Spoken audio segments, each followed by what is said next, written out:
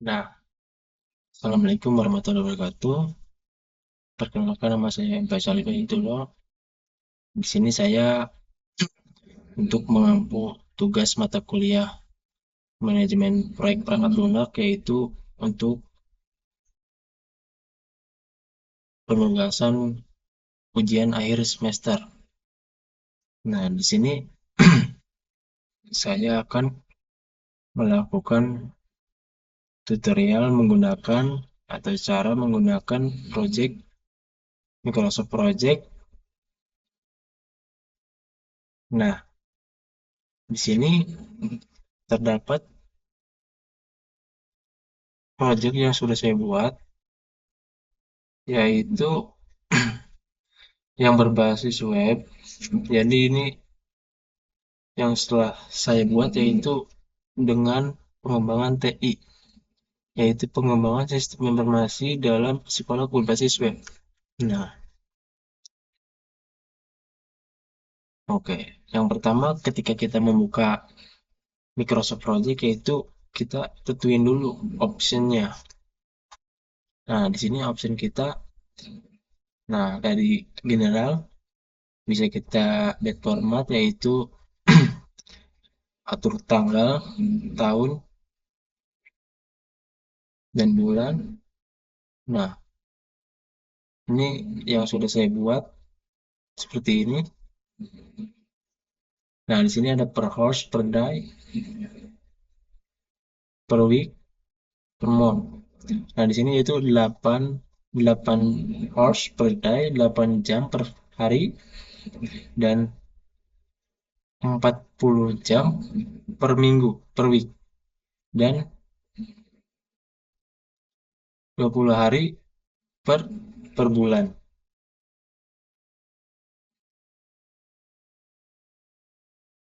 Nah, selanjutnya kita ke bahasa. Di sini kita bisa memasukkan ke bahasa Inggris, ke bahasa Indonesia juga bisa. Tergantung kita untuk memudahkan penggunaannya. Nah, yaitu pertama kita nih text name-nya kita tentuin dulu nih.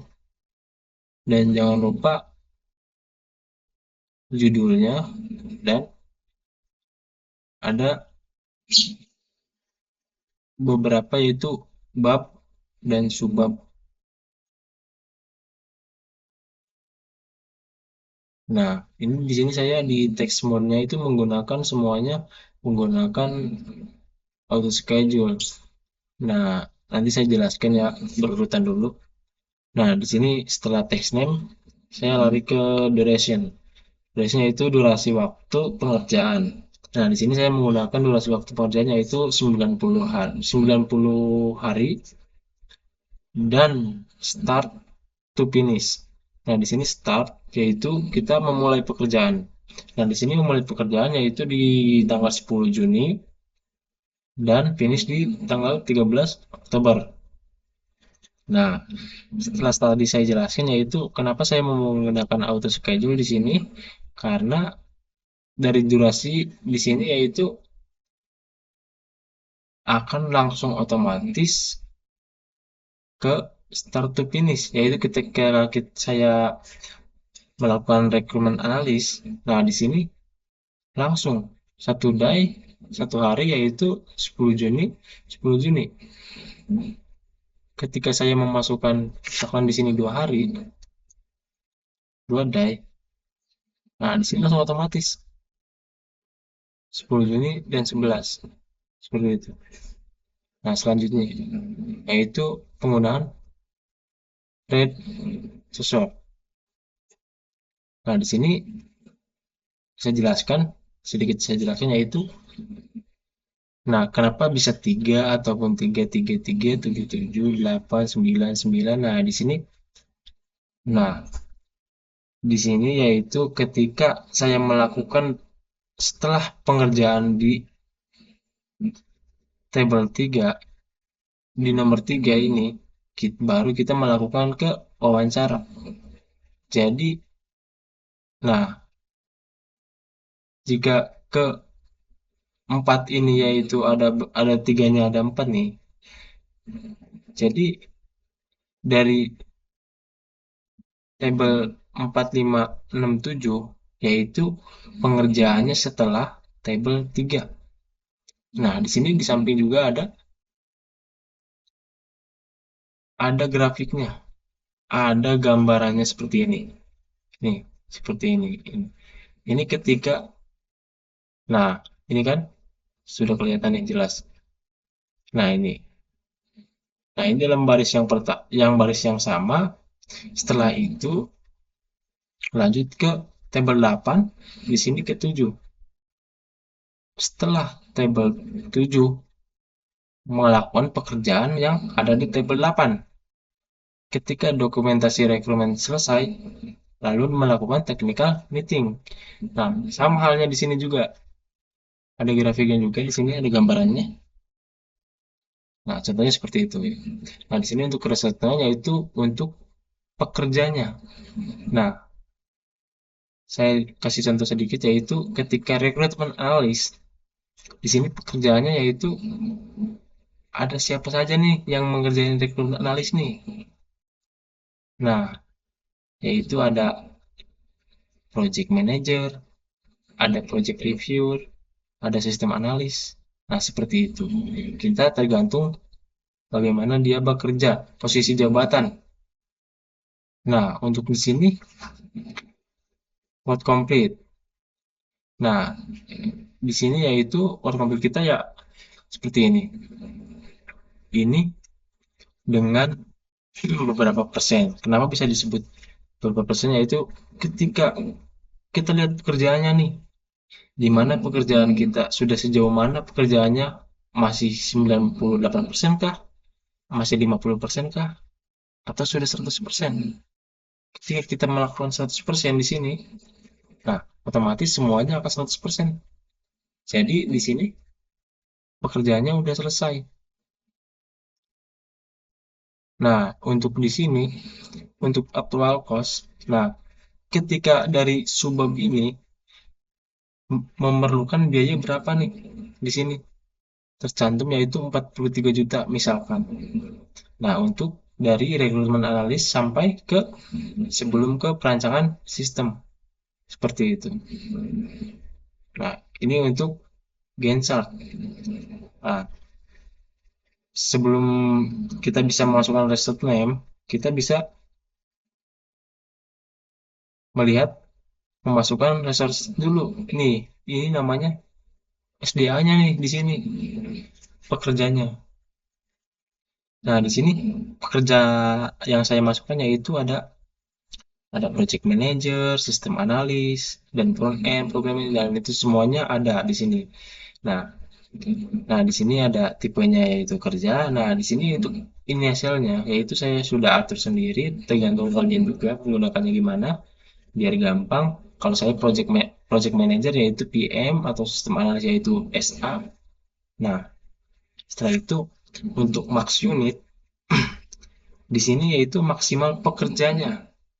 Yaitu ketika saya menggunakan 300% berarti untuk front end ini menggunakan 3 orang karena 300%.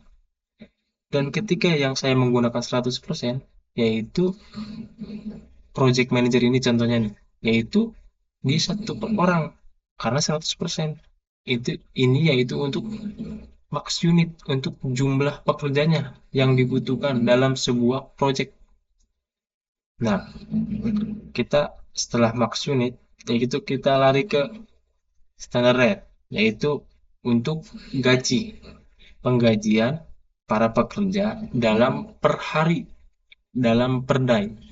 Di sini saya sudah cantumkan semuanya yaitu saya mencantumkan yaitu project manager di sini dengan standar rate-nya yaitu per harinya dibayar saya dengan 1 juta dan seterusnya. Sistem analis saya bayar 350.000 per day. Nah, ini untuk per hari. Nah, di sini untuk sebelahnya hourly rate yaitu untuk per jam. Nah, ini ketika kita bisa melakukan untuk sistem lembur ataupun gimana atau untuk penambahan jam kerja. Jadi kita bisa menggunakan per jam. Kita udah bisa menghitungnya sendiri di sini. Kenapa? Karena di sini project manager itu memudahkan kita untuk menggunakan project dalam pekerjaan. Jadi sudah ada tercantum ada per day, ada per hours. Nah, seperti itu ya teman-teman. Balik lagi kita ke Genset di sini. Nah, ini untuk gambarannya seperti ini ya. Ketika kita kerjaan ini, misalkan nih, di sini ada oh, ada rekrutmen analis. Nah, dengan jumlah sekian totalnya. Nah, di sini jangan lupa ya teman-teman, kita dikasih namanya buffer time, yaitu waktu tambahan. Nah, waktu tambahan itu saya tambahkan di sini yaitu sesuai prosedur, yaitu karena saya disuruhnya 5 ya. Dalam pengerjaan UAS yaitu 5. Saya masukkan 5 buffer time-nya. Nah, ini 5 hari. Jadi ketika buffer time itu saya jelaskan ya, teman-teman. Jadi gini, buffer time itu seperti ketika kita tidak terpakai waktu itu, jadi untuk keuntungan kita bertambah. Tapi ketika kita buffer time itu digunakan, keuntungan tidak berkurang karena itu sudah termasuk ke dalam anggaran biaya dalam pengerjaan proyek. Itu namanya buffer time. Jadi untuk pengerjaan waktu luang itu.